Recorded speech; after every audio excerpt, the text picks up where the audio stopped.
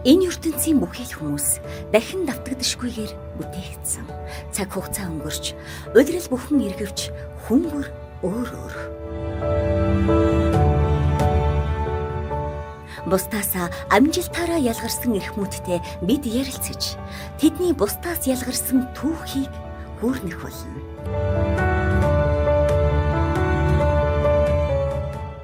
Энэ бол Алганы хээ ток шоу.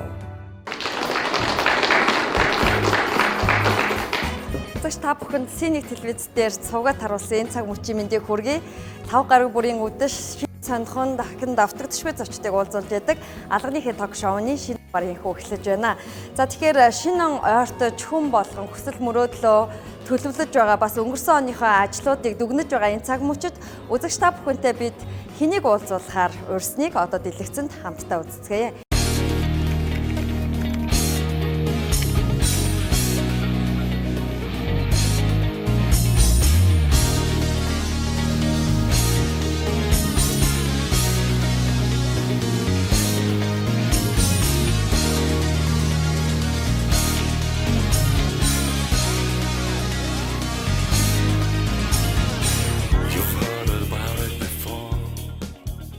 За ингээд өнөөдөр Алганы хээ ток шоуны урилгыг хүлээн авсан Guys хамтгийн гэдгээр үзэгч та бүхэн мэдэх дуучин жүжигчин Мягмарыг бид нэвтрүүлгийнхаа хойморт онцлон урьсан байгаа юм. Ингээд бүгдээрээ хамтдаа өнөөдрийн нэвтрүүлгийн зочныг угтаа авцгаая.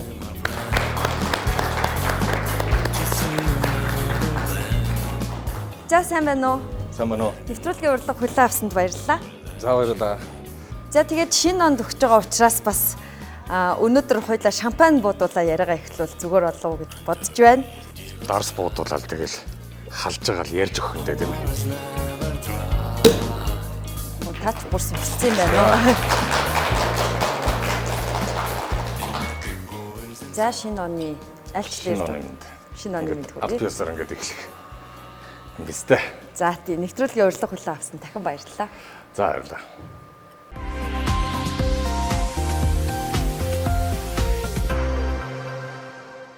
За ингээд дуучин жүжигчин Мягмарыг бид өнгөрсөн 2018 оноос хойш нэвтрүүлэгтээ урьсаар агаад өнөөдөр хувьсгалын тохироо бүтэж зам гаргаж бас манай студид ирлээ. Тэгээд мэдээж одоо хүн болгон үр дүнгээ дүгнжээдэг ийм цаг үед уулзсан учраас таны 2019 он ямар байсан бэ гэдэг асуултаар хоёлаа яриад болов.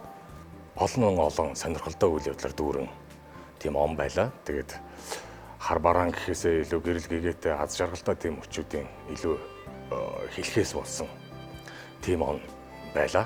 2019 онд бол маш их сэтгэл хангалуун байгаа. Оны өмнөхөн буюу 2019 оны 10 дугаар сард та аялал жуулчлалын элч дуучин гэдэг ийм дуучинд өргөмжлөгдсөн байна. Тэгээд энэ ямар учраас юм болоо гэж бас хүмүүс гайхаж байж болох юм. 2018 оноос яг зорж эхэлсэн хийгдэж эхэлсэн ажил маань 2019 оны 1 сарын 1-нд хэрвээ хүмүүс санаж байгаа бол 2019 оны 1 сарын 1 Мягмарын өдөр байсан. Тэгээд миний бас амьдрал уран бүтээлийн нэг юм тодорхой үе мөчүүд ихэвчлэн дандаа энэ Мягмар гарагт 2 дахь өдөр ингээд дандаа тохиож идэг нэг тийм сонин уламжлалтай. 2019 оны 1 сарын 1 Мягмарын өдөр байгаа юм чинь энэ өдөр уран бүтээлээ нээчигээд 2018 оны турш хийсэн уран бүтээл буюу Welcome to Mongolia гэж уран бүтээлийг хийгээд клипийн 1 сарын 1-нд цацсан. Тэгээд энэ клип маань одоо Цолмон Travel гэж аялал жуулчлалын компанитай хамтарч хийгээд Монголын аялал жуулчлалын салбарт бас энэ медиа чиглэлээр бас сурталчилгаа болох үс ийм контентийг хийя.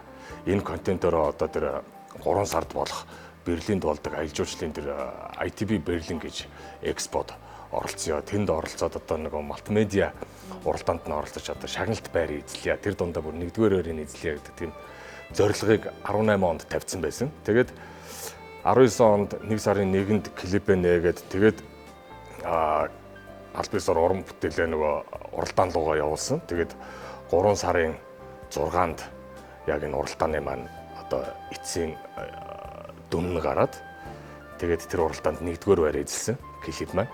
Тэгээд тэр клип маань одоо Монгол улсын сурталчилгааг аялал жуулчлалын салбарын сурталчилгааг одоо медиа салбарт те контент хэлбэрээр ингээд сурталчилсан анхны одоо амжилттай оролцсон ажил гэдэг үүднээс одоо аялал жуулчлалын салбарт хийсэн том хувь нэмэр хөрөнгө оруулалт та. Тийм одоо байгаль орчин аялал жуулчлалын яамнаас үнэлж одоо яг энэ салбарын элч дуучнаар тодорхойлсон байгаа. Тэгээд миний хувьд бол маш их баяртай байгаа. 18 оноос одоо яг зорж тоочглсан яг байндаа очиж туссан ийм л ажил болсон доо. Түрүүн нэрний талаар асуугаад би энэ аялал жуулчлалын одоо олон улсын үзэсгэлэнгийн талаарх яриа руу буцаа ормоор байна. Мягмар гэхээр та өөрөө Мягмар гарагт мэдлсэн байж таарах гэдэг юм. Тэгээ Мягмар гарагт юу нэг гол үйл явдлууд тохиогоод байна уу те? Хувь тавилан гэдэг аягүй сонирм. Миний аав тухайн үедээ одоо хүүхдээ 2 дахь өдөр төрөхтөн те одоо бас дотроо нэг юм бодоол надад энэ тэр гаригийн нэрийг өгсөн байх. Би ч одоо бацаан байхдаа тэр нэрэндээ одоо юм гаригийн нэр гэдэг тийм бодолтой одоо нэрэндээ нэг тийм сэтгэл хангалуун бас байгаагүй. Ер нь бол хүүхдүүд тэр болгон айгүй их ингээд нэрэндээ нэг тийм сэтгэл хангалуун бус явдаг нэг үе үед шүү дээ. Тэгээд ингэж явдаг байсан. Тэгээд сүүлд одоо яг энэ ялангуяа одоо энэ соло уран бүтээл, соло карьер хөөж ихснээс хойш ер нь ингээ анзаараад үзсэн чинь миний амьдрал уран бүтээлийн ингээд тодорхой мөчлгүүд ихэвчлэн дандаа ингээд 2 дахь өдрөөр ингээд тохиолдоод ингээд эснийг анзаарсан л та. Тэгэл зөндөө олон үйл явдлууд байна. Амьдралд болон тэгэл ажил дээр, уран бүтээл дээр Мягмарын өдөртөө ямар нэгэн байдлаар холбогдсон байдаг юм. Одоо тэгээ хүмүүстэй өөрөө шалтгааллах ингээд тав гаргах уулзалтуудыг та дандаа Мягмар гарагт төлөвлөдөг үү? Гэхдээ янз бүр. За монголчуудын одоо мухар сүсэгт айгүй их байдаг шүү дээ. 2 дахь өдөр хүнтэй уулздаггүй, ажил бүтдэггүй ч гэдэг юм уу одоо 2 дахь өдөр замд гардаггүй ч гэдэг юм уу те. Нэг тийм явцын дунд одоо олдмол гээл те. Олдмол тийм зан үйл гэх юм уу. Тийм мөрддөг тийм дүрм журм айгүй их байдаг болсон. Миний хувьд бол тэтгэх өдөр гихгүйгээр 2 дахь өдөр илүү их одоо сэрэг байдаг юм уу гэж боддөг шүү дээ. Гудамжны хөл хөдөлгөөн хүртэл тэр за тэгэл хол өдөө аян замд гарсан ч тэр машин тэрэгний хөдөлгөөн арай багтаа тий сэлүүхэн харьцангуй илүү их амжилт бүтээлэр дүүрэн байдаг юм уу гэж харддаг. За тэгээд түрүүн та аялал жуулчлалын элч дуучин болсон тухайга ярьсан. ITB Берлин гэдэг бол өөрөө дэлхийн аялал жуулчлалын одоо энэ топ 5-даа ордог ийм том олон улсын хэмжээний наадам. Тэн дээр бас Монголоос аялал жуулчлалын салбарынхаа очиж өөрсдийнхөө бараа бүтээгдэхүүн аялал жуулчлалаа танилцуулдаг. Тэгээд тэр үед одоо Монгол руу ирэх тэр одоо үзэсгэлэн дээр цугласан хүмүүсийн урсгал, уур амьсгал, таны Welcome to Mongolia уран бүтээлийг хүлээж авч байсан уур амьсгал ямар байсан бэ? Golden City Gate гэж наадам байгаа байхгүй. Тэр ITB Expo-гийн хүрээнд болдог. Нэг тийм одоо мультимедиа awards гэж болж байгаа байхгүй. Тэгээд тэр наадам дотроо одоо music video за TVC гэдэг ч юм уу ингээд дотроо олон категоритой байдаг. Яг music video гэдэг категоридо нийтдээ 41 бүтээл өрсөлдөд. Тэгээд платинум буюу одоо Grand Prix шагналын Дубайн контент авсан байлээ. Тэгээд 1-р өрөө Монголоос аваад тэгээ 2-р өрөө нь юу ч үлээ тэгээд хаашааг нь хараагүй шүү дээ. Тэгээд энэ болохоор нөгөө бүхэл одоо улсаар нь сурталчлах тийм зорилготой контент байсан болохоор Монгол улсад хурж ирж байгаа гадны жуулчдын одоо нүдийг хужирлах буюу сонирхол хүсэлт нь нийцсэн тэр бүх аялал жуулчлалын сэдв тэр бүх одоо урсгал чиглэлүүдийг энэ клипэнд бүгднийг үзүүлэхийн тулд нэгдүгээрт 4 улирлын зургийг авах хэрэгтэй болж байгаа. За зуны улиралд Монгол яаж харагддгийг те өвлийн, хаврын, намрын улиралд одоо Монгол орны аль хэсэг нь илүү гоё үзэсгэлэнтэй харагддгийг гэдгийг харуулахын тулд 4 улирлыг энэ зураг авалтыг төлөвлөж одоо бүтэн жилийн өмнөөс гэсэн үг шүү дээ. Бүтэн жилийн өмнөөс энэ ажлаа төлөвлөх шаардлагатай болж байгаа юм л да.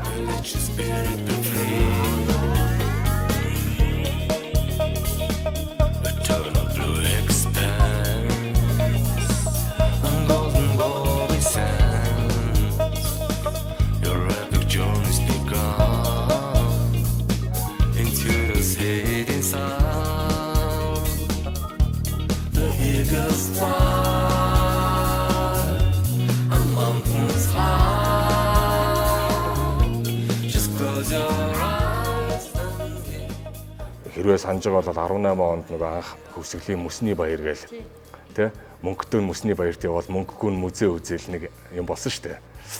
Тэгэд тэр үеэр яг тэр хөвсгөлдөх мөсний баярын үеэр анхныхаа зураг авалтыг хийгээд хөдлөд явж исэн. Тэг гаднаас ирж байгаа жуулчид Монголоос яг юу гэн байгалийн хувьд аль локейшнуудыг илүү их зорж очиж үздэг юм.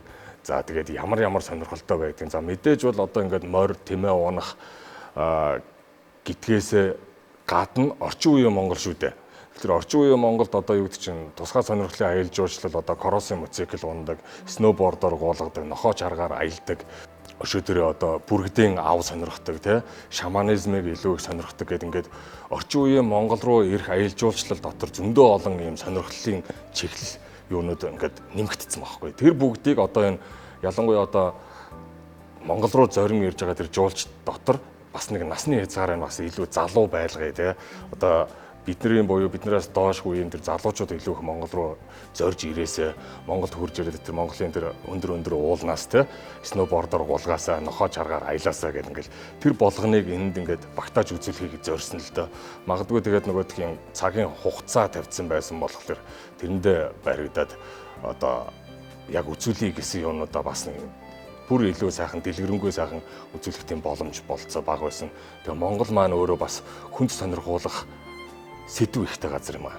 Тий, баялаг. Гэхдээ яг медиад ингээд оруулаад олон улсын үзэсгэлэн дээр авчиж гаргах юм бол аялал жуулчлал бүр манахаас хэдэн зуун жилийн өмнө хөгжсөн орнууд байгаа шүү дээ. Одоо Туркэд гэхэд заавал үзэх 33 бүс гэж ангилж агаад л хүмүүсээ татдаг ч юм уу. Солонгост бол зөвхөн үлэг гүрвлийн ганцхан одоо өндөгч биш мөр олдоход тэр хэсгийг тогтжуулаад жуулчдыг татдаг ч юм уу. За тэгэл хятад бол аватар гихчлэнгээр жуулч татах одоо менежмент технологи нь бол илүү их байна. Гэхдээ та энд дуугаар медиагаар одоо хувь нэмрээ оруулаад бас өөрийн гэсэн үүргээ гүйцэтгэсэн байна. Тэгээ ямар ч байсан нийт аялал жуулчлалыг хөгжүүлсэ гэж боддог хүмүүсийн өмнөөс танд баярлалаа.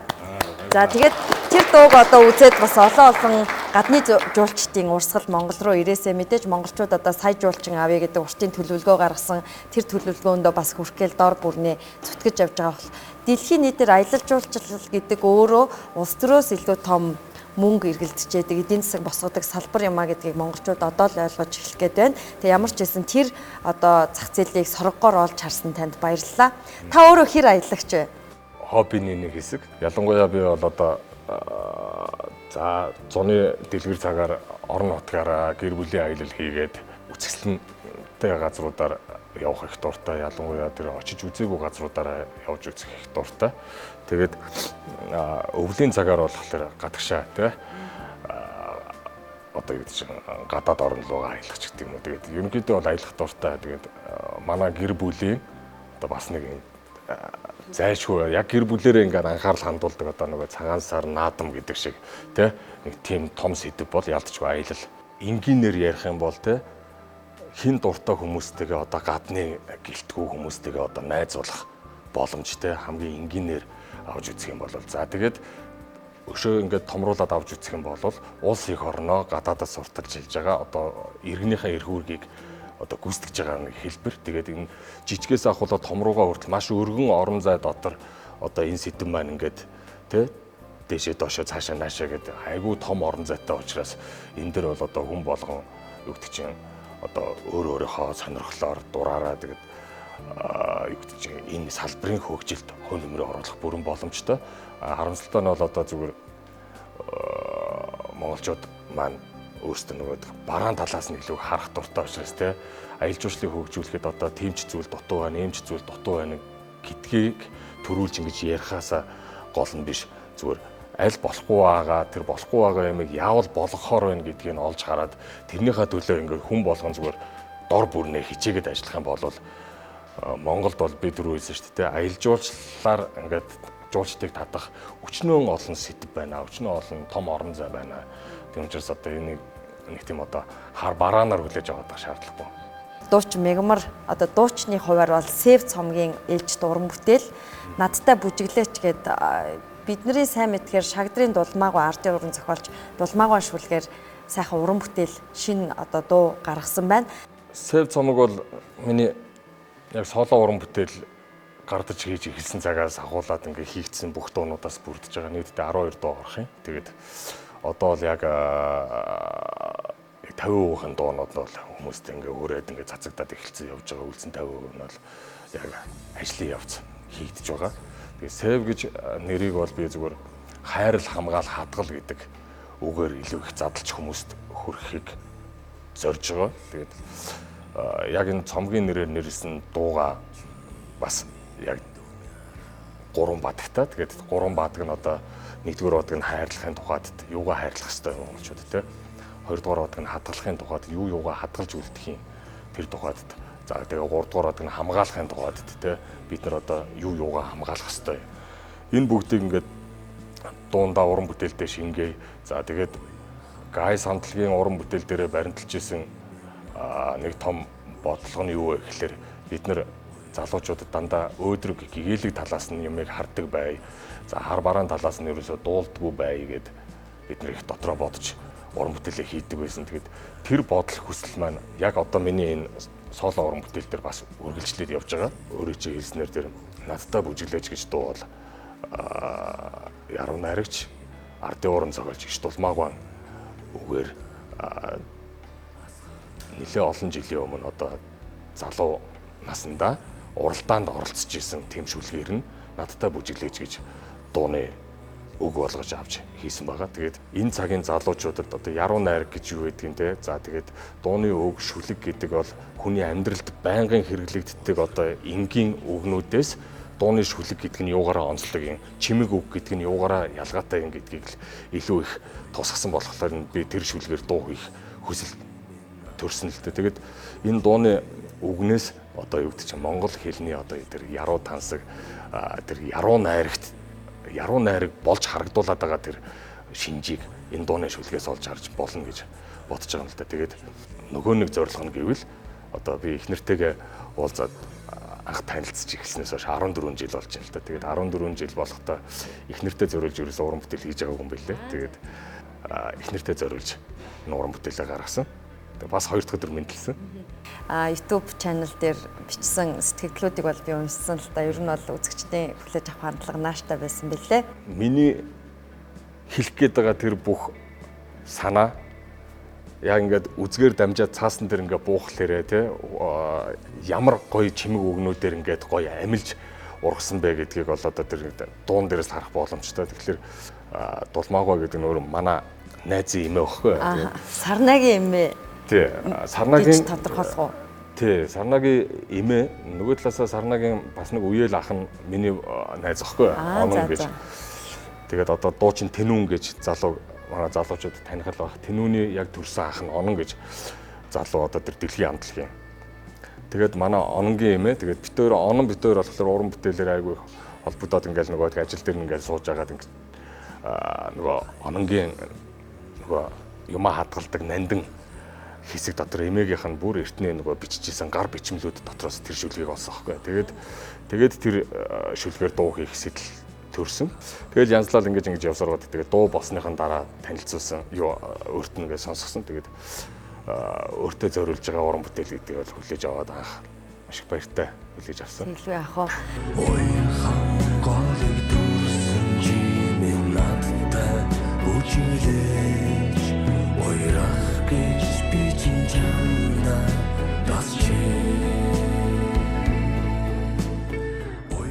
Сэв цомгийн уран бүтээлүүдийг та ягаад гадны улсуудад одоо микс мастеринг хийлгэж байгаа вэ?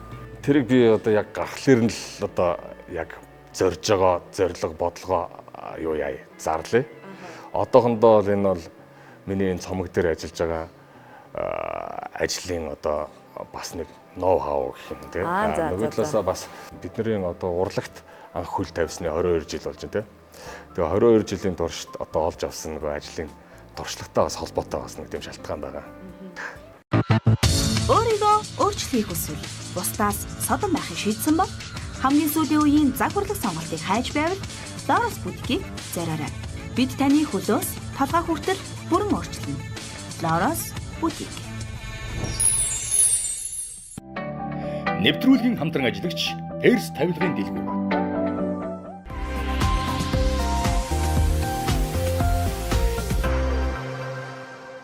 Мягмарыг бол харахад ярилцлаганд орохдоо одоо гэр бүл, хувь хүн, аав гэдэг талаас аавынхаа талаас дурсамжуудыг өчнөө ярьсан байдаг учраас өнөөдөр бас уран бүтээлийн яриаг бас төлхөө өрнүүлвэл зүгээр юм болоо гэж бодсон. Түрүүн та цухас дурдсан Гайс хамтлагийн уран бүтээлүүд бол тий гэгээлгийг ингэж хүмүүст хүргэх мөрөөдөл зорилготой байсан гэд. Гайс хамтлаг яг одоо юу хийж байна вэ? Одоо бол бид нар яг тусгайхаа уран бүтээл дээр ажиллацгааж байна. Тэгээд уран бүтээлийн зам хүсэл мөрөөдөлтэй холбоотой байдаг учраас тэр бол хязгааргүй үргэлжлэнэ. Хизээ одоо яг эргэж юу гэж хамтлагаараа эргэж нэгдэж уран бүтээлээ хүмүүстэй үзэгчдэд хүргэхийг бол би одоохондоо бол хэлэх эрт байна. Манай гур бол гурлаа одоо кино урлагт орцсон явж байна. Яг үндсэн мэргэжлэрээ би яг энэ дуу хөгжмийнхаа ертөнцийн яг одоогийн байдлаар ажиллаж байна. Тэгээд та яагаад ийм сонголт хийсэн? Яг дуу хөгжим гэдэг бол залуу настай холбоотой салбар юм уу гэж би ойлгодог. Жүжигчний мэргэжил бол мэдээж насандаа тий ингээд дүр дээр одоо жишээ нь нэгэн цаг үед дурлалт залуугийн дүрд тоглож исэн бол тодорхой хэмжээний дараа хугацааны дараа аавын дүрд тоглоно. Тэгээд өвөөгийн дүрд тоглоно. Ингээд юу гэдэг чинь дүр нь тухайн цаг үетэйгээ зэрэгцээд ингээд явж иж болно. Дуу хөгжмийн урлагт бол одоо юу гэдэг чинь нас агсан хойноо дуу хөгжимд тесрэлт хийж гарч ирэх боломж гэдэг бол улам л илүү бага болно гэсэн үг шүү дээ. Тэгэхээр энэ дуу хөгжмийн салбар гэдэг нь миний одоо 1997 он гэхэлэр чи бид нар ч одоо 17 8-тай хүүхдүүд байсан анх.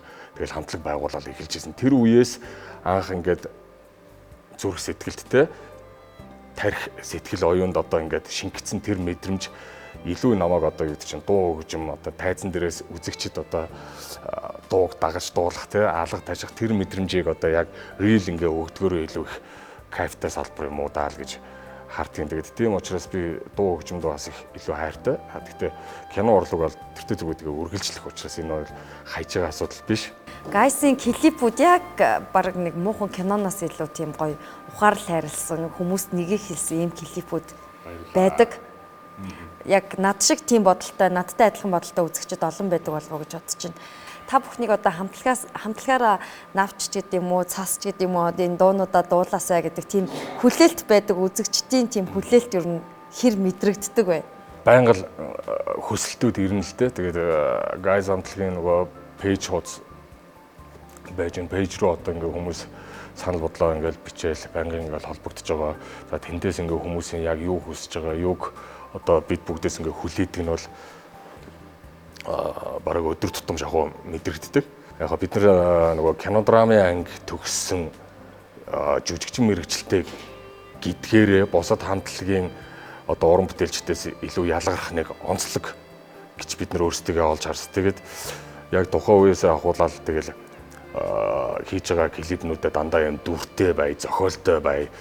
Тэр клип нь тухайн нэг үргэлжилж байгаа 4-5 минутанда хүнд бас нэг ингээд юм бодуулсан бас нэг тийм мессежийг өгдөг бай. Яг л кино шиг тий, яг л жүжиг шиг бай.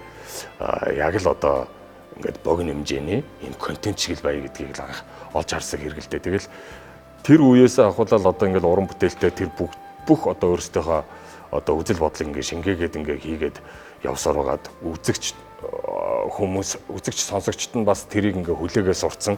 Тийм учраас тэр бол ингээ яалтчгүй ингээ нөгөө кодлно гэдэг шиг ингээ тарих оюунд ингээ үлдсэн байгаа байхгүй. Тэгэхээр миний уран бүтээл дээр ч гэсэн тэр бас үргэлжлээд явна, явчихж байгаа. Тэгээд хүмүүс хэрвээ санаж байгаа бол одоо байна уу ээж гэж дууны клип байж гин. За захиа гэж дууны клип байж гин. Тэр болгон ингээ бас ингээ зохиолтой, дүртэй, тэгээ үйл явдалтай ингээ үргэлжилж байгаа. Тийм учраас энэ бол тасалдахгүй ингээд цаашаа үргэлжлээд явах байхаа. За энэ хэлхийг тасалж болохгүй байх. Тэгэхгүй бол бас нэг Гайси Мийгаа гэсэн утга нь бас алдагдчих гэдэг юм уу. Танай анги бол Сүйс дотор маш онцлогтой төгсөлтэй анги байсан. Энэ бол нөгөө мюзиклийн жүжигчин гэдгээрээ бас цөөхөн төгссөн ангиудын нэг байх гэж би бодож байна. Үгүй шүү дээ. Манайхаас хоошоо дараагийн. Тийм, танай анги ч анхных нь уу? Үгүй. Манайх зүгээр кино драма анги. Бид нарыг төгсгчөөд зөрүүлж авсан анги нь одоо энэ акапелла хамтлагийнхны анги багхгүй. Гайсийнхан эхлүүлсэн гэж нэг яриаг би сонсч байсан юм. Яг гоо бид нар бол анхны нөгөө тайзны мюзикл гэдгийг анх хийжсэн 2006 онд яг Гайс хамтлагийн дуунуудаас бүрдсэн 100 орсон цас гэдэг мюзиклийг бид нар одоо 2 сарын 14-ний өдөр тэгээ хайр дурлалын өдөр бид нэр дөөрийн театрын тайзан дээр анх тавьчихсан баг. Тэгээд тэр үүднээсээ энэ мюзикл гэдэг салбар, мюзикл гэдэг энэ урсгалтай бид нар бас нэр холбогдох болсон. Энэ нь одоо яг өөрөө чинь сайн нөгөө индүү бодолтой холбоотой. Харин тийм бах. Ер нь гайсийн одоо суурийн тавьсан гэж суусан юм бас нэлээд олон хүмүүсээс би сонсч байсан. Жүжигчин мэрэгжил таны хүүхэд насны мөрөөдөл байсан уу? Яг бидний үеийнхэн болохоор одоо нөгөө үзэж харах мэдээлэл за урлагаас авах таашаалын хувьд бол одоо нэг тийм хязгаарлагдмал орон зайтай байлаа л да. Тэгэл хүүхдэд зориулсан киног үзэхийн тулд 7 хоногийн турш хүлээж агаад бүтээсэн өдөр 4-10 кино үздэг ч гэх юм уу.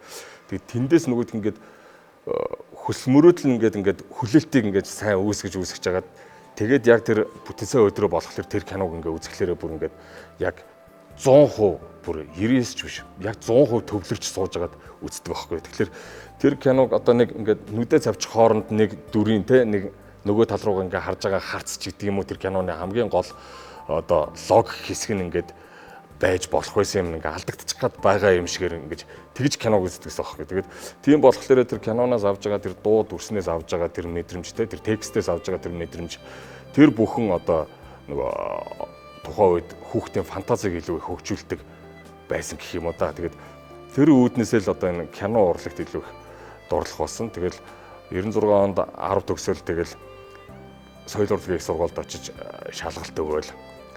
Тэгэл тэнцээгөө тэндээсээ гараал харцаг гэж кино урлагийн дээд сургуульд очиж найруулагчийн ангид ороод тэгээд тэндээс сурж агаад эргэж гараад соёл урлагийн их сургуулийн нөгөө кино драмын бэлтгэл курс гэдэг рүү ороод тэндээс одоо яг энэ ангийнхантайгаа буюу одоо энэ хамтлагийнхантайгаа анх танилццгаагаал тэгэл 97 онд Суйст орчихсон хэрэгэлтэй. Тэгээд 4 жил сураад 2001 онд төгсчихсэн. Тэгээд ангиас хамтлаг гаргасан анги бол бас цөөхөн байгаад байгаа шүү дээ тий. Ямар хүсэл мөрөөдөл ер нь та хэдийг одоо хамтлаг байгуулъя гэсэн санаараа хөтөлсөн болоо. Тухайн үед хип-хоп урлаг асар их хурдтай хөгжиж ирсэн. Тэгээд East 17 Fun Factory гэдэг одоо нөгөө хип-хоп R&B стилийн хамтлагууд айгүй их гарч ирсэн үедээ. Тэгээд тэр үед ингээд урлагийн тэр шин төрөл рүү айгүй их шин соргоор ингээд автцсан байсан үедээ ингээд хөгжим сонсгол юм бол дандаа тэр дуунуудыг очиж ингээд сонсдог. Тэр нь өөрийн гэсэн химнэлтэй, өөрийн гэсэн өгүүлэмжтэй. Тэрэнд нь ингээд автцсан байсан яг тийм сонирхолтой хүүхдүүд тал талаасаа ингээд цуглангуудаа яг л камертон шиг яг л эсвэл сүнс шиг хамтлаг байгуулах юм бол ялгарч гарч ирэхэд хэцүү болно да. Тэнгүүд бидний ялгарх онцлог юу юм бэ гэхээр үгэлдэг байя, хажуугаар нь дуулдаг байя, аятай ийм зөөлөн ийм урсгал стил байя гэл. Тэгэл яг энэ урсгал стилийг сонгож ирсэн хэрэгэлтэй. Хамтлагаа нэрлэхдээ одоо юу гэдэг чинь East 17 гэдэг шиг тоотой үхтэй тоотой тийм хамтлаг ингээ байгуулчих юм бол нэг талаасаа сонин нөгөө талаасаа бас ингээд бас зөвүүн стилтэй юм шүү гэх нэг тий. Тухайн үед чинь нэг 17 8-тай нэг тийм дөрвөн бацаан чинь тэгэл аль болох нөгөө хэлбэр талаас нь л юмэг ингээд харж байгаа байхгүй. Тэгэл Guys 666 гэж тоотой тэрийгээ болохоор одоо нөгөө далтын хүчний хүнд ч дийлдэшгүй залуус гэдэг тийм утгаар ингээд дотроо задлаад тэр ойлголт ингээ авцсан. Тэгэл хамтлагаа нэрлэл явж исэн. Тэгээ хамгийн анх хийсэн 3 дуу нь гуруула хит болоод хит парадад 1 2 3 дугаар байран дээр жагссан. Тэгээд анхны хийсэн 4 дуунаас 3 нь хит болоод ингэчлээ бид нар одоо юу гэдэг чинь туршилт хийх эсвэл одоо хийснээсээ буцах ямар ч аргагүй болол тэгэл тэр чигээрээ цаашаа хамтлаг гэж шуударч орохоос аргагүй болсон л доо. Анхны бороо зүрх сэтгэлд минь дурсамжуулдан зургийн цог анхны хайр зовлон үнсэлт чиний хэл байсан сэтгэлийн хүн тодхон үлдэжээ анхны хайрын зүрхийг тошчоо үдэн дурсамж үдэн хайрын чамайг дуулаа. Тэгээд одоо нөгөө тавилан киноны дуу энтер гэл бүр бүүн болдог байсан шүү дээ тий. Тавилан гэж кинонд манай хамтлагийн төгсөө одоо амраа 2 гол дүрт нь ундрал 3 тий гол дүрт нь тоглоод бид нараас туслах дүрүүдэд нь тоглоод тэгээ явж ирсэн 1999 он байна уу да. Таны анхны дэлгэцийн бүтээл юу байсан? Гол дүрээр орж исэн кино гэх юм бол 2008 онд бидний найзын дурлалын тэр нэг жигждийн бэлэгтийн дүрээр одоо хамгийн гол дүр болж орж исэн кино. Тэр кино байдгийг. Намайг чин зэрэг гэдэг. Харин найзууд маань намайг чухал гэж дууддаг.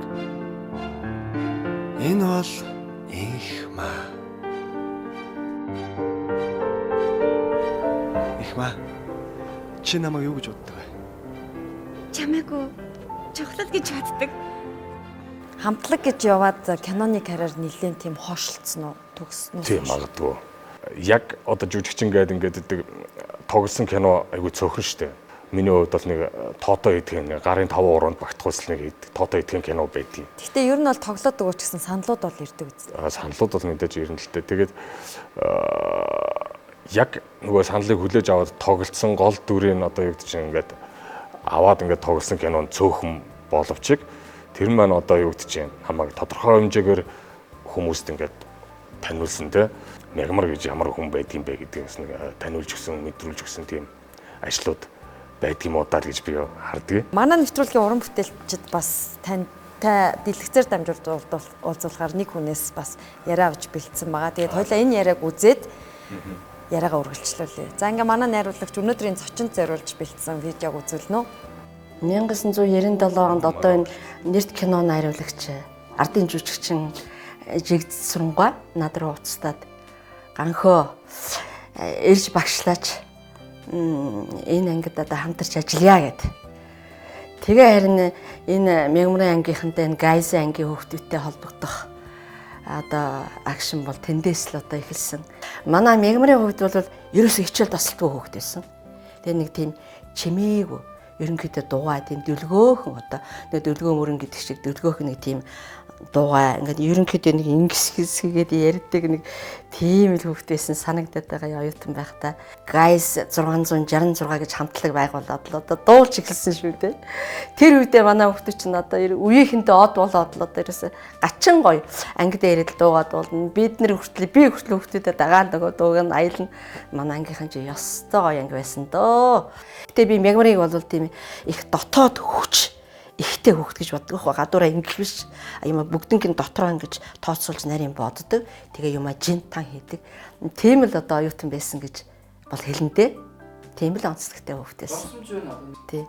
Энэ сайн уу амьдрал минь гэж энэ одоо кинонд шавтайгаа ээж хүү хоёр болж тоглосон байхгүй юу? Энэ бас сонь тохиолдол шүү. Манай ангийнхан ч угаасаа анх төгсөхдөө мөхөл бүтэн уран сайхны кинотой. Тэгээд бүтэн хамтлагтай. Тэгээд төгсчөөсөө ер нь сонин содон анги байсан л да. Соёл урлагийн их сургуулийн хэмжээнд манай ангиас өмнө ерөөсөө тэгж төгссөн анги байгаагүй. Байхгүй юу? Тэгээд тэр юугаач гэсэн хүүхдүүд минь одоо гараал хийж байгаа юм чинь амьдрал дээр. Тэгээд их сайхан уран бүтээл хийсэн сайн уу амьдрал минь гэд. Тэгээд энэ кинонд бас багшигаа бас мартаагүй багшигаа урьсан.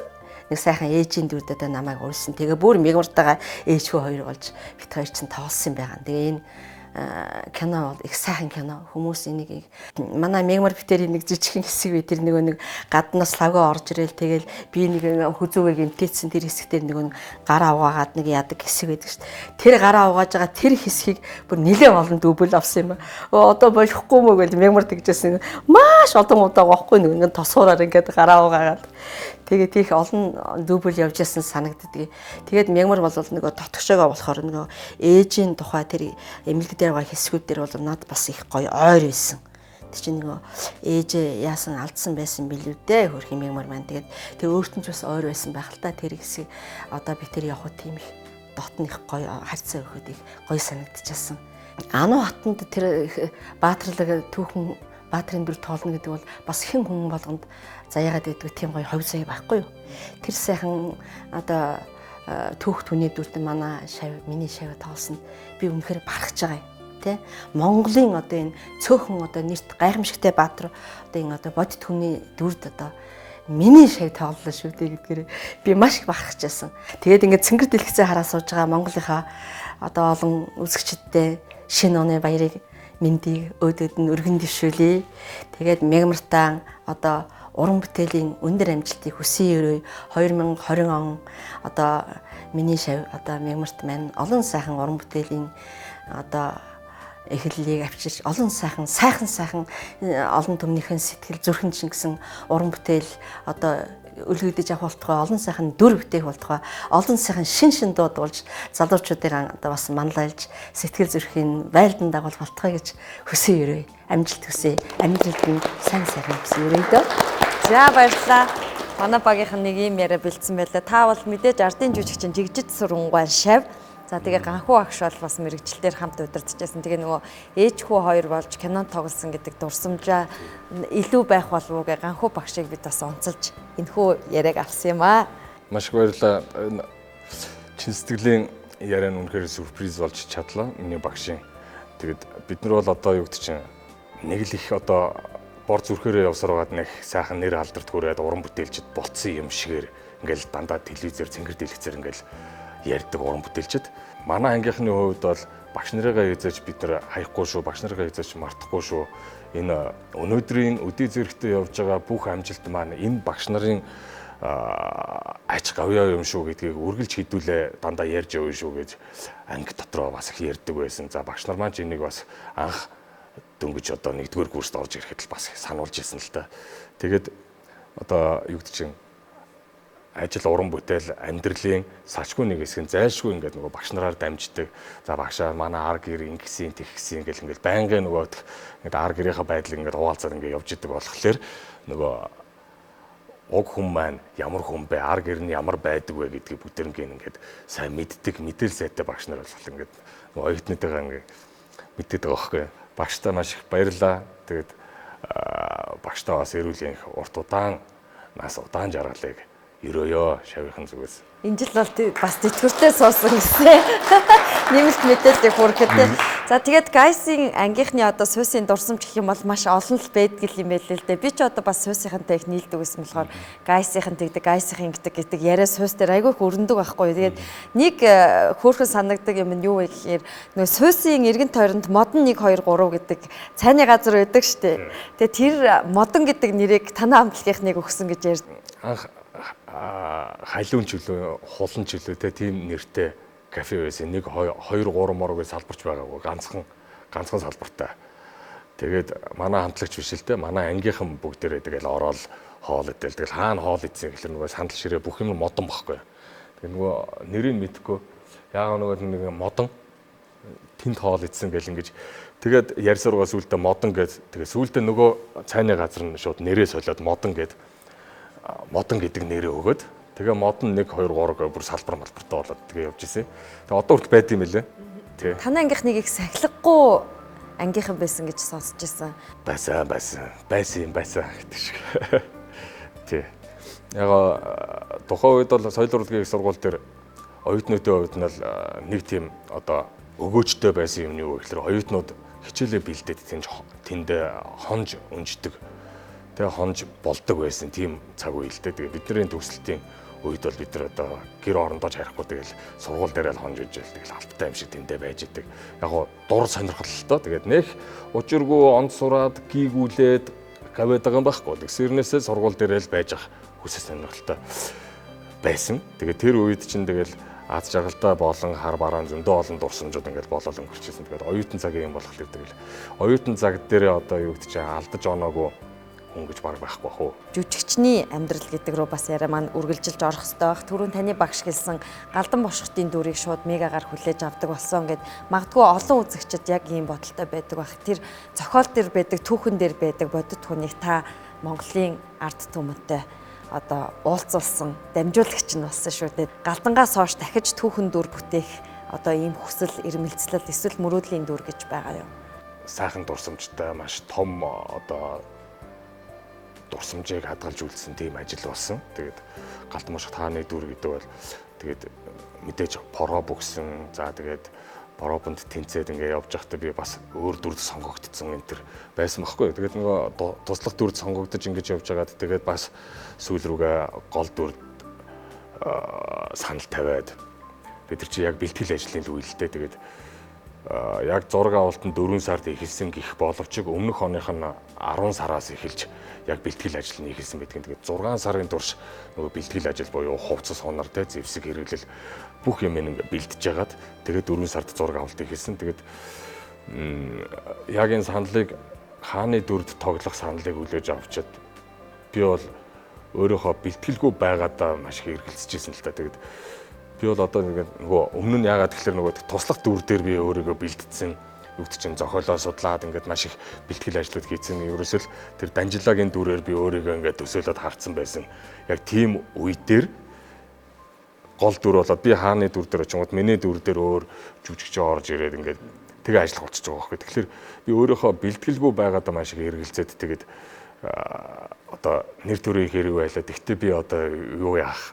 Одоо энэ дүрийг авч ажиллахад одоо хангалттай биш байна уучлаарай гэл тийм болж исэн л та. Тэгээд шүүдрээ ихч маань одоо киноны ерөнхий продюсер зохиолч маань үгүй Мийгаа чи танаа багш чинь одоо ардын жүжигчин гомжийн жигжид сүрэн багш чинь одоо уран сайхны удирдагчаар өдөр дажир явж байгаа тохиолдолд чи юунаас найгаад байгаа юм бэ? Чи хэрвээ шаардлагатай бол багштайгаа ажиллаж байгаа. Би бол чамайг одоо яг ингээд галтан бошх тааны дүрээр ингээд харсан байгаа гэдэг саналаа хэлжсэн л да. Тэгээд энэ кинон дээр ажиллах болж исэн. Тэгээд энэ кинон дээр за яах вэ? Тэгээд нөгөө хүмүүст таалагдсан ч таалагдаагүй ч тодорхой хэмжээнд ингээд кино уран бүтээл маань хүмүүс хүрсэн.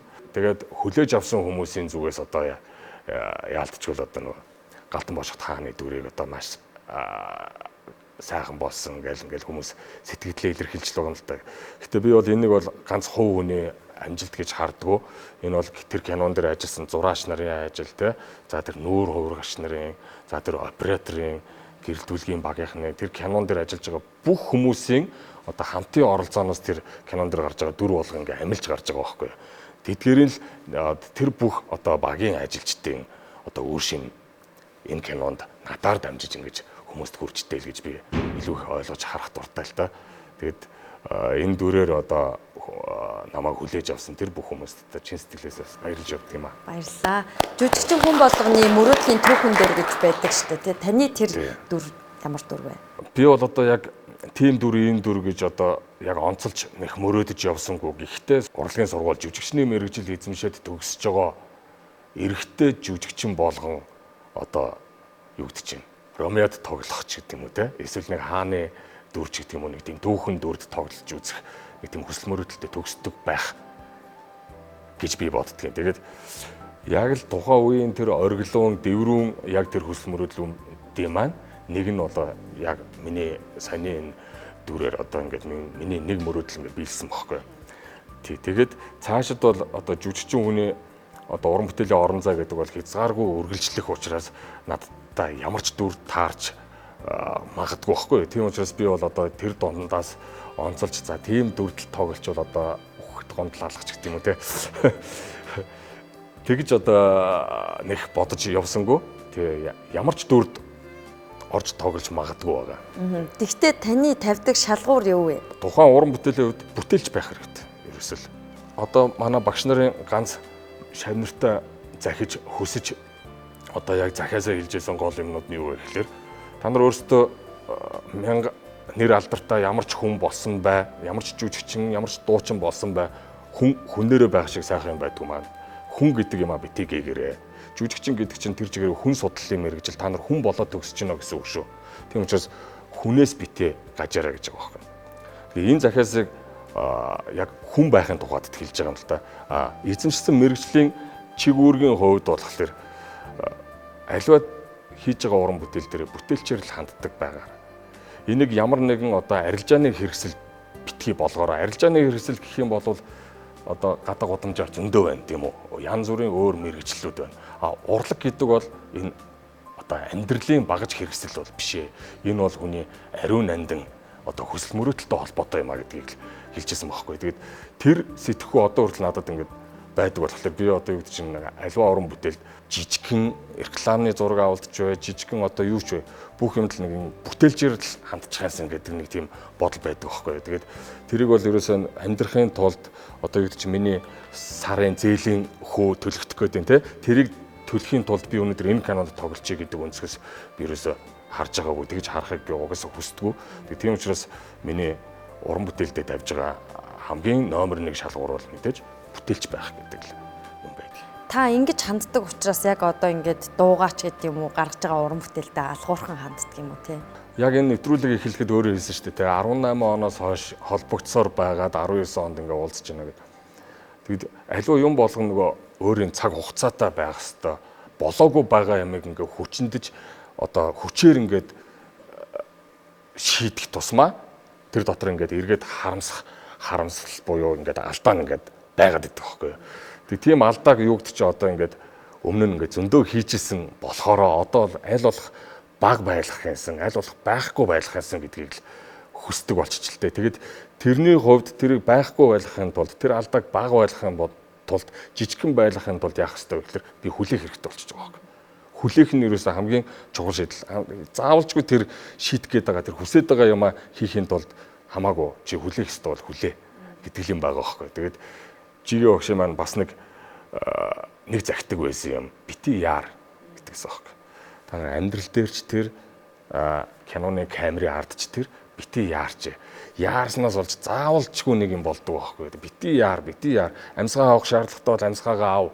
Нана юмаа бодох шаардлагатай бол юмаа бод. Тэгээд цаашаа үргэлжлүүл. Энд ерөөсөө оператор чинь яараагүй байна. Чамаг ингээл хүлээгээл найруулагч чинь оператор чинь ингээл чамаг хүлээгээл байж байгаа ч бити яар гэдэгс аахгүй. Тэгэхээр энэ болохоор яг уран бүтээл дээр хилээд байгаа юм шиг боловч амьдрал дээр ч гэсэн хүн бас нөгөө яарад яахтай гэдэг шиг яарахгүйгээр ингээд ерөөсөө яарах талааг ингээд ерөөсөө тархицлагоноос авж байгаад ингээд асуудал ингээд хандхалаар айгу ууж угаар айгу бүтээлчээр үр дүнлэг байдлаар ингээд хараад сурчдаг юм байл л дээ. Тэгээд аль болох яарахгүй. Би ядлангуяа одоо уг хүний хувьд айгу адуу юм байхгүй юу. Санд руу ингээд нэг юм ингээл хам ингээл гяс хийгээд ингээ явдаг. Тэгээд багшаасаа олж авсан энэ инстол маань юу вэ гэхээр миний яг тэр уг зан чанартай айгүй их зөрчилдөхөр хэмжээний юм байсан. Тэгэл одоо насны эрхэрч гэх юм уу те хийж байгаа ажлын туршлагын хэрэрч гэх юм уу тэгээд ингээд яг ингээ бие биентэйгээ уусаал таарч байна л да одоо тэгээд. Тэгээ нөгөө амьдрал тэр чигээрээ сургуул байдаг гэдэг. Тий. Яг тэгэл одоо сураал явж байна. Ариугийн бүхнээ дурсч яваа. Тэнэр харийг үзэж яваа энэ насанда. Сэтгэл дөрөнгөний хөрш баяс яваа. Жаргаж болсон намны дөрөв хийдий сайхан. Жаргал дах хүний зовлон хийдэг мөнхтэй. Итгэлэгсэн гэн дурлал хэлж томхгүй. Сэтгэлэгсэн ариун хаг хийцэж бүхэшгүй. Өөрийгөө өөрчлөхийг хүсвэл бусдаас содон байхыг шийдсэн бол хамгийн сүүлийн үеийн загварлаг сонголтыг хайж байвал доороос бүдгийг зараарай. Бид таны хөлөөс толгой хүртэл бүрэн өөрчлөнө. Лорос бүдгийг. Нэвтрүүлгийн хамтран ажиллагч Перс тавилгын дэлгүүр.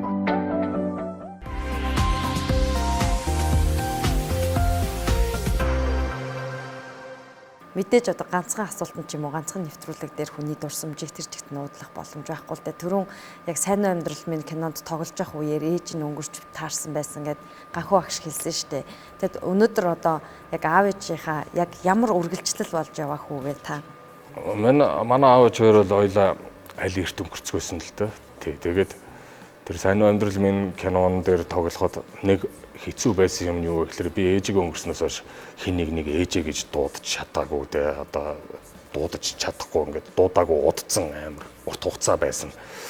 Тэгэл одоо нөгөө амнаас ээжээ гэдэг үг нөгөө ээжийг амьд байх үед л гарч исэн болохоос ш одоо өнгөрснөөс нь хойш хин нэг ингээд ээжээ гэж дуудаж чадахгүй ингээд өчнөө одоо явцсан байжгаад тэдний яг тэр кинон дээр ээжээ гэдэг ингээд хэлэх гэхэлэр ингээд амнаас тэр үг ингээд эвэлж гардгүй юм байл л дээ.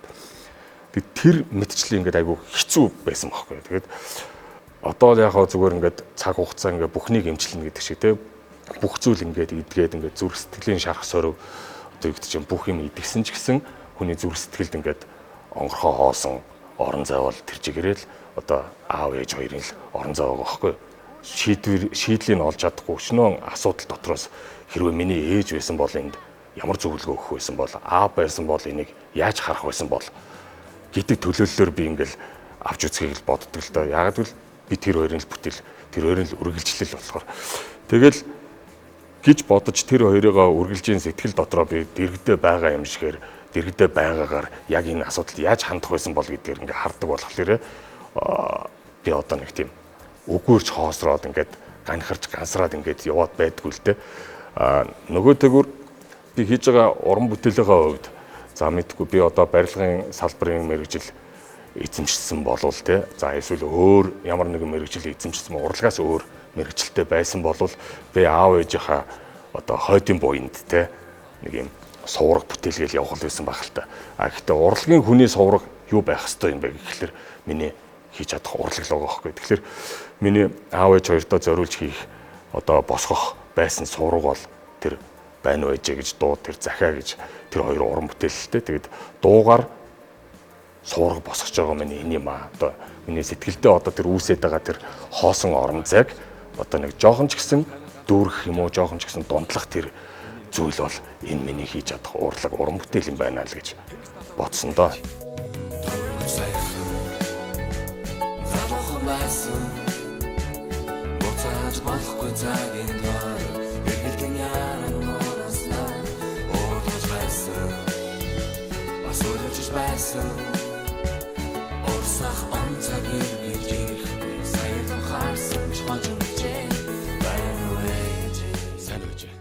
Тэр уран бүтээлүүдийг хийснийхаа дараа нэг тийм дутуу байсан юм ингээд жоохон дүүрсэн юм шиг тийм санагддаг болсон. Тэгэхээр аав ээжийнхээ ачийг хариулна гэдэг бодол санаа чин сэтгэлээс хэрвээ эхлэх юм бол аав ээжигээ амьдтан ч бай, өнгөрсөн хойноч бай, ерөөсөй оройтдгүй юм байл л дээ.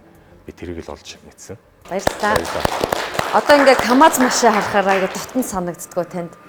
Тийм мэдээж миний баг нас тэр машиныг кавинд өнгөрсөн чинь. Төрийн дайсан киноны талаар асуухгүй бас яриагаа дуусгамааргүй байна. 2008 онд Сайн уу амьдрал минь кинонд тоглолцоод 2009 онд яг жилийн дараа ойн дээр нь би Төрийн дайсан киноны тэр Ахмад мөнх төрийн дүрд тоглож байсан найруулагч Дэлгэр баярын зохиол найруулга урилгаар миний бас л нэг хайртай дөрүүдийн маань нэг л дээ. Тэгээд жүжигчин хүнээс одоо маш их юм шаардсан, маш их юмыг нээж өгсөн тийм дүр байсан. Тэгээд миний л одоо юу гэж өөрөө хүүхдтэй болоогүй байж ээж те охины аав тэр тусмаа охиныхоо төлөө одоо ингээ улаар нь зүтгэж байгаа нэг тийм охиндоо хайртай аавын дүрийг бүтээнэ гэдэг бол аав болж амжаагүй байгаа хүний хувьд бас нэг юм шинэ ертөнц байгаа байхгүй юу. Бас л түрүүчийн кинон дэр нөгөө ээжээ гэж дуудахад хэцүү байсан гэдэг шиг одоо энэ кинон дэр миний охин ч гэдэг юм уу те аав нь гэдэг үг миний амнаас ингээд ивэлж гаргаад бас явдалтай байгаа байхгүй юу. Ахмад мөнх төрийн дүр бол тодорхой хэмжээгээр бас надаас ингээд миний М.Мягмар гэдэг тий хүнээс бас нэг тодорхой хэмжээгээр нэг юм орон зайг чадамжийг бас ингээд нээж өгсөн тийм уран бүтээл болсон. Бас миний хайртай кинонууд дөрүүдийн маань нэг Төрийн дайсан киноны 2 дугаар анги буюу дараагийнх нь ангийн зохиол нь ууланд бичигдсэн. Бид нэр одоо ингээд дахиад 2 дугаар ангийн кино болгоод гаргахад бэлэн болцсон юм баг бид нар одоо ингээд байж байгаа. Даанч нөгөө тус тустай ингээд бүгдээрээ ингээд уран бүтээлтэй ингээд явж байгаа болохоор нэг уран бүтээлийнхэн цаг хугацаа ингээд давхцсан гэдэг өөрийнхөө яг хугацаагаа хүлээгээд ингээд байж байгаа тийм уран бүтээл байгаа. За тэгээд мэдээж одоо тантай бол яриад байвал олон сэдвээр ярмаар байна. Залуучуудтай би бас тантай ярилцах боломжийг олгомоор байна. Ягаад гэвэл өнөөдрийн зэрэгтэл маань бас онцлогтой залуучууд байгаа. Хил иргэншлийн сургуулийн одоо хэсэг залуучууд клуб байгуулаа бөөнөрөө мөрөөдлөө төлөвлөсөн юм байна л та. Тэгээд яг тэр үед нь одоо манайх ингээд нэвтрүүлэгтээ таныг урьж таарад тэгээд одоо яг тийм юм огтлцол дээр би энэ залуучуудыг та хэд тэгвэл мөрөөдлөө төлөвлөж байгаа юм бол манай нэвтрүүлэг дээр ирж бас оролцоод манай зочны амжилт ололтод хүрсэн түүхээс хуваалцаад хамт ярилцвал ямар вэ гэд тэгээ урьсан юм залуучууд байгаа. Та нартаа баярлалаа. За тэгээд зочноос асуулт асуух ярилцах боломжийг олгож байна. За танд энэхүү М.Мягмар гаргийн мэндийг хүргэе. Тэгээ анх болж исэн тэрхүү мэдрэмжээс хуваалцаач гэж хүсэж байна. Би ч өөрөө нөгөө болохыг айгүй хүсч мөрөөдөөд тэгсэрнээсээ яг миний хүслээр болохгүй айгүй удаан айгүй урт хугацаа өнгөрсөн байхгүй. Тэгээд яг тэр урт удаан хүлээлтийн араас яг тэр хүсэл мөрөөдөл маань биелэх тэр мөч айгүй хүчтэй ирд юм байл л дээ. Тэгээд яг ингээл нөгөө тэр өглөө ингээл төрлөө гэл ингэхтэн би ингээл манай эхнэр чинь эхний ялхас төрсөн байхгүй. Тэгэл дээшээ 5 давхарт гээл тэгэхээр 5 давхарт гарч ичил. Яг ингээд харсан чинь нэг сувлагч ингээд нэг хүүхэд бариа явжсан байхгүй тэрвэрэд бариад. Тэгвэл нөгөө бажгаа наач манай хүүхэд мөн үү гэсэн чинь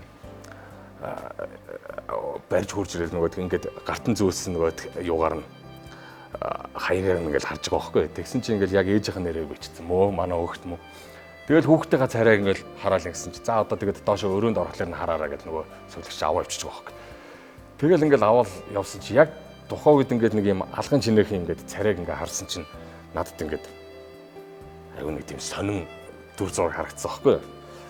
Тэгэл тэрийг ингээ харсны дараа би ингээд нэхгүй сэтгэлээ онгоод л юм хөөлчмар санагдал. Тэгэл яг ингээл дүүрэл яг өөлөх гал ингэсэн чи уцад дуурдаг байхгүй. Тэгээ ингээд уцаа гарч байна уу гэсэн манай ах гэдэг. Гадаа ирсэн байна. Наа чин хаагуур явж 5 давхарт хүрдэг юм бэ гэл.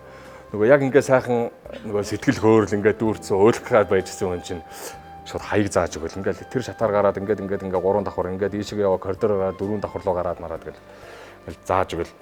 Тэгээ баахгүй нөгөө оргилж исэн сэтгэл баах ингээ хаалгуулсан.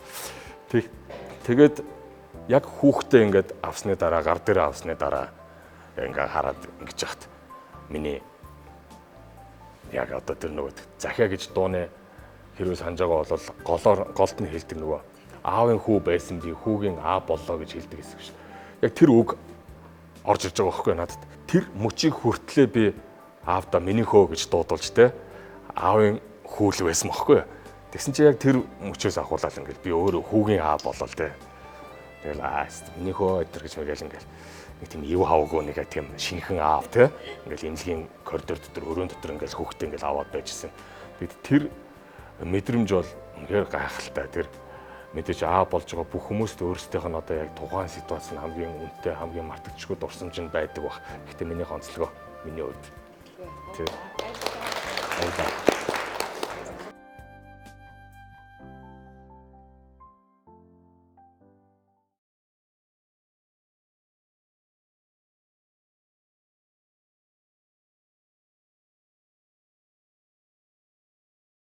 Сайн минутанд энэ өдрийн мэндийг хүргэе.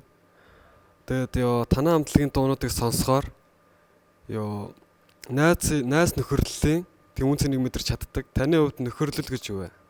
Нөхөрлөл гэдэг бол дотроо маш олон утга агуулгыг агуулж явдаг. За тэгээд ажил хэргийн нөхөрлөл, амрах хайрын нөхөрлөл одоо гэдэг чинь анд найзын нөхөрлөл гэдэг ингээд зөндөө олон нөхөрлөл байдаг.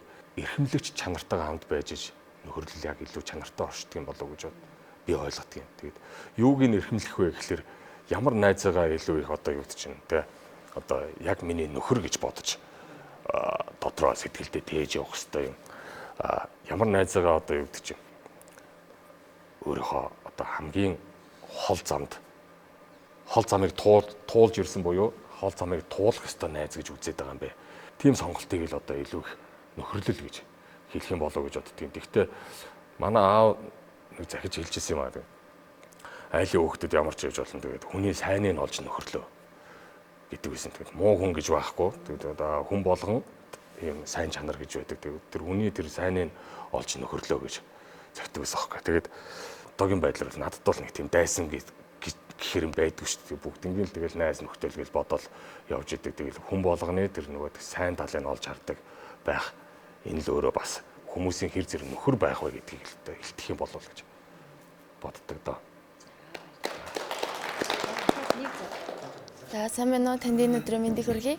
За хүний амьдралд ингээд хүмүүсийн хэлж үлдээсэн үгнүүд тэр хүний амьдралын бүхий л одоо сайн сайхан зүйл дээр одоо ингээд тогтож үлдсэн байдаг шүү дээ. Түүний нэг жишээ болоод таны амьдрал ямар нэгэн зүйл тохиолдоход одоо тэрний минь энэний минь хэлжсэн үг энэ байсан байх шүү дээ гэж бодсон тийм үг байдаг уу? Миний нөгөө ингээд ярийн дундуура хэлжсэн юунууд дотор ч гэсэн гарсан. Өгнүүд дотор ч гэсэн гарсан. Багшийн маань хэлжсэн өгнүүд тэр бити яарч вэ, тэ? Хүн байх гэдэг чанараа битгий алдж вэ. За тэгээд уран бүтээлтэй ерөөсө бүтээлчээр хандж вэ гэдэг. За тэгээд аав ээжийн маань захиж хэлжсэн үг, багш нарын маань хэлжсэн өгнүүд илүү их одоо яг хүн рүүгээ чиглэж хэлсэн байдаг болохоор илүү их зүрхэнд хоногшиж үлдсэн байдаг юм уу гэж би боддгийн. Тэгээд аав ээж багш нар бол чи бол ийм хүн, тэ? Тэгэхээр чи энийг ингэж бодож явж ойлгосноо чи гэдэг яг ингээд ой тоонд ингээ ортол ингээ хэлчихэж байгаа байхгүй юу. Түүнээс биш хүүхдүүдэд ер нь бол амьдрал гэдэг ийм шүү, тийм шүү, та нар ингэж яваараа, тэгэж яваараа гэж хэлэх бас нэг ондоо. Яг хүн рүү онилж хэлэх чинь бас нэг ондоо байхгүй юу. Яг л ингээл амьдралын явцад хэрвээ олж эргэж санаж чадхал юм бол одоо чамд хэлжсэн аав ээж чинь одоо ажид багш нарын чинь те анд найз нөхдийн чинь яг чамд хандаж хэлжсэн тэр үгнүүд яг цагаа олохлоор ингээд орой руу орж ирдэг байхгүй. Тэгээд тийм болохоор алдартай хүмүүсийн хэлсэн үг сургаал гэхээсээ илүү аав ээжийн үг сургаал илүү их одоо амьдралд илүү их ойрхон. За тэгээд цаашид ер нь үл мартагдах тийм сургаалууд байдаг юм уу даа гэж бодож явдгийг. За баярлалаа. За тэгээд нэвтрүүлгийн маань цаг бас ерөнхийдөө өндөрлөгдөхгүй байна. Тэгээд шинэ жилийн энэ цаг мөчид уулзсных шинэ жилийн тухай асуухгүй өнгөрч болохгүй бас ганц л асуултаар асууя да тий. Таны хамгийн санаанаас гардгуу тэр гоё дурсамжтай шинэ жил юу байдаг вэ? Шинэ жил төгөхөөр хамгийн түрүүнд ямар мэдрэмж авдаг вэ? Хүүхэд байхдаа одоо шинэ жил хүүхдийн баяраар хамгийн сайн сурсан, онц сурсан одоо юу гэж гавьяага байгуулсан тэр хүүхдүүд өвлийн үгэн аваас бэлэг авдаг. Тэгээ тэр үед одоо нөгөө би чам тайртай кинон дээр нөгөө үрлээд ингээ бариулдаг юм цаасан уудтай бэлэг ба шүү дээ. Тэрэн дотор нэг юм мандрин, нэг алим, тэгээ нэг банкя гэл ингээл тэгэл нэг чихэр мэхэр гэл ойр зур юмнууд байдаг. Яг тэр бэлэг бол одоо хүүхэд насндаа авч исэн хамгийн одоо ингээ хүсч мөрөөдөж байгаад бараг л нойргүй онохон шахуу те ингээд хүсч мөрөөдөж байгаад авдаг байсан бэлэг болох тэр одоо тэр юу юунаас илүү хамгийн үнэтэй бэлэг нь бол тэр бэлэг бол мэдээж шинэ жилийн номер 1 илэрхийлэл байгаа. Нөгөө талаас бол миний одоо энэ ажил мэргэжлийг сонгосон хамгийн гол одоо багтаж явдаг юм юу гэхэлээ миний сонголт байгаа. Миний зөв сонголт анги хамт олноороо байгууллага нийт одоо хамт олноороо ингээд бөөндөө баярлж хат тэр баярыг ингээ хуваалцах гад магадгүй баяр дээр нь баяр нэмэхээр ингэж очдөг ийм ажлыг сонгож авсандаа аюу их баяртай байд. Сая 11 сард эхний шинэ жилээ очиж дууллаа шүү дээ. Тэгэхээр чинь одоо бүр сар гаруй өмнөөс байгууллагууд шинэ жилийнхаа уур амьсгалыг бүрдүүлээд эхэлсэн байна. Манай хүүхдүүд нэгсээр байгаа сая 11 сард сүлт модоо засаж байна те. Тэгээ шинэ жилийн баярын уур амьсгал бол хэтэрхий эрт орж байна. Тэгэл бүтэн сарын турш одоо ингээд айл өрх болгонд алтан байгууллага болгонд те хамт олон донд ингээд нэг юм хөнгөн юм баярын настар орцсон ингээд явж идэг болох. Тэр шинэ жил бол хүмүүсийн хамгийн сэтгэл зүрхэнд дурсамжтай илүү их ойрхон баяр юм уу гэж ойлгодог. Урлаг бол entertainment тийм ээ, кино, дуу. Та ч гэсэн одоо ингээд цомгийн ажил хийж байгаа гэдэг маань нэг осны одоо компаниар ярих юм бол төслийн ажилдаа явж байгаа гэсэн үг байхгүй. Тэгэхээр энэ замд баримтлагдаг таны зарчим юу вэ? Миний яг ажил дээр баримтлагдаг зарчим бол чадах юм бол хүнд амл. Бодож байгаад за би энийг чадна гэд хэрвээ нэгэнтээ хүнд хэрвээ амлцсан бол яг амлсан амлалтанд тал хүрдэл байх нь хамгийн чухал үзүүлэлттэй. Түүнээс яг юу хийх, сайн байх, муу байх бол тэр бол хэмжигдэхүүний асуудал. Зарчмын хувьд бол хүн яг чаддаг юм ал амлдаг байх хэвээр нөгөө яг чадах юм ал хүн барьж авдаг байх хэвээр байхгүй. Тэгээд нөгөө даахгүй нөхө болоо ураа хичээр чадахгүй байж бөө юм өөр дээр ингээ овоолоод тэгээд тэрнийхээ дороос гарч ирсэн чинь байхгүй ингээл цалхардуулаад ингэж явж яснаас тий хүн яг чадах юм амлаж аваад тэрэн дээр харин бүх анхаарлаа төвлөрүүлээд цэгцтэйгээр ингэж явах нь л миний одоо ажил дээрээ баримтлагдаг зарчим юм уу да. Та төлөвлөлтөө хэрхэн гаргадаг вэ? Төлөвлөлтөө хамгийн сайн боддоор харна. Яг ингээд бүх ажлаа ингээд яг хэрвээ ингээд хугацаанд давхардаад ч гэдэг юм уу амжихгүйгээр харагдаад ч гэдэг юм уу эсвэл ямар нэгэн юм болохгүй байгаа. За ялангуяа уран бүтээл бол одоо юу гэдэг чинь нөгөө тийм хийсвэр орон зай төсөөлөл те. За одоо фантазиас айгүй их бүрдэж байгаа шүү дээ. Тэгээ манайхан бол одоо юу гэдэг чинь онгод орно гэж ярьж байгаа шүү дээ те. Тэгээд тэр болгоныг ингээд орж ирэхин ингээд хүлээн ихлээр мэдээж энэ наадалт нөгөө цаг хугацаатай ингээд ажил ингээд төлөвлөсөн ажил ингээд явж идэг. За тэгэл төлөвлөсөн бизнес гэдэг зарчмаар ингээд хардсан ингээд явж идэл нөгөөд маань онгодоо орохыг хүлээж байна гэл ингээд суугаад л таа биш те. Өөрийнхөө хүсэл мөрөөдөл өмнөө тавьсан зорилго за ажил дээр хандж байгаа хандлага зарчмуудыг одоо нэг газар ингээд уялдуулах хэрэгтэй болчихж байгаа юм л да. Тэгээд тийм учраас яг өдрийн 24 цагийн яг аль хэсгийг илүү их өөртөө бүтээлчээр ашиглах вэ? Мэдээж тэр чинь ажилдаа зарцуулж байгаа цагийн хажуугаар бас гэр бүлдээ зарцуулах те өөрийнхөө амралтанд зарцуулах цаг хугацаа гэж байгаа. Тэгээд тэр болгоны хажууд нь бас яг ганцаараа байж өөрийнхөө ажилд яг бодитоор үнэлэлт дүгнэлт хийгээд за энэ ажил маань одоо яг энэ хугацаанд амжих уугүй юу яг бодитоор харъя. Яг тулгамдаад байгаа саад бэрхшээл нь яг хаана байгаад байна. Гацаа нь хаана байгаад байна гэдгийг бодитоор харж чаддаг байх нь л бас энэ нөгөө ажлаа одоо хүнд амлсан амлалтандаа хүрч чадах үгүй бас айгүй чухал шийдэж байгаа байхгүй. Болцшгүй буюу болоод байгаа процессыг гаднаас нь ингээ бодитоор харах нь л илүү чухал. За тэгээд өнөөдөр ялангуяа залуучууд маань бас өөртөө хэрэгтэй нэг ч гэсэн зүйлийг таны одоо амьдралын үзэл баримтлалын туршлагаас хэрэгжүүлээсэй гэж хүсэж байна. Нэвтрүүлгийн урилгыг хүлээн авсанд маш их баярлалаа.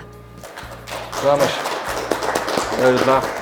Тэгээд миний ажил амьдрал болон уран бүтээлтэй холбоотойгоор маш хараагүй өөр ертөнцөөс өөр өнцгөөс бас харж хүмүүстэй танилцуулах гэсэн, дэлгэх гэсэн тэр бүх сонирхолтой байдалд нь танай нэвтрүүлгийн хамт олон маш их баярлалаа. Тэгээд хүрэлцэн ирсэн нийт залуучуудаа бас баярлалаа. Тэгээд дэлгэцийг үзэн сууж байгаа нийт үзэгчдтэй шинэ оноо дурсамж дүүрэн баяр баясгал аз жаргалтайгаар шинэ оноо ухацгаарай гэж та бүхэнд хүсэе.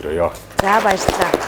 За тэгээд мэдээж одоо дуучин Мягмарын шинэ цомог бол 2020 онд үзэгчдийн гар дээр хүрэх байх тийм ээ. 2020 оны таны төлөвлөсөн ажлуудад бүгдээрэнд нь амжилт хүсье. Сайхан баярлалаа. Баярлалаа. Үзэгчдээ Алганыхээ ток шоуны шинэ дугаар та бүхэнд хүрлээ. За энэ удаа бид Гайсын гэж нэрлэгдсэн дуучин жүжигчин Мягмарыг үзэж та бүхэндээ уулзууллаа. Дараа 7 хоногт дахин шинэ зочинтой уулзлаа. Баярлалаа.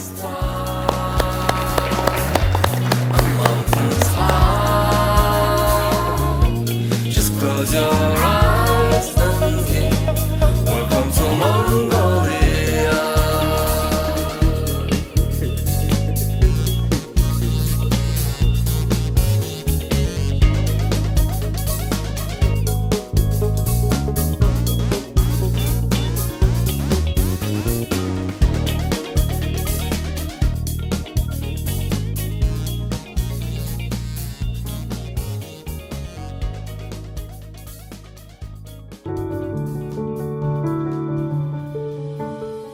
Энэ ертөнцийн бүхий л хүмүүс дахин давтагдашгүйгээр бүтээгдсэн.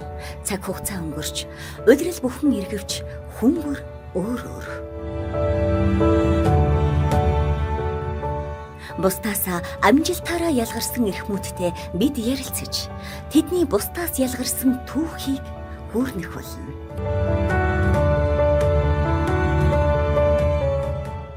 Энэ бол Алганыхээ ток шоу.